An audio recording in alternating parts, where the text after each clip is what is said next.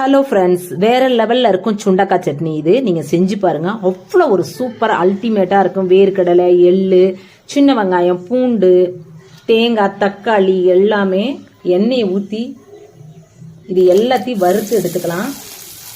சுண்டக்காய் சட்னி சூப்பரா இருக்குங்க. இருக்கிற 1 by 1 வறுத்துக்குங்க. வேர்க்கடலை, எள்ளு எல்லாம்.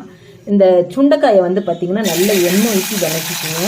இது வந்து பார்த்தீங்கன்னா வயிற்றுல உள்ள பூச்சி, சுகரு, ப்ரெஷரு, குழந்தைங்க மூளை வளர்ச்சிக்கு எல்லாத்துக்கும் இந்த சுண்டைக்காய் சட்னி ஆப்டாக இருக்குங்க. இது சூப்பராக இருக்கும், வேற லெவலில் இருக்கும். கண்டிப்பாக செஞ்சு பாருங்கள். யாராலையும் ஆனால் கண்டே பிடிக்க முடியாது.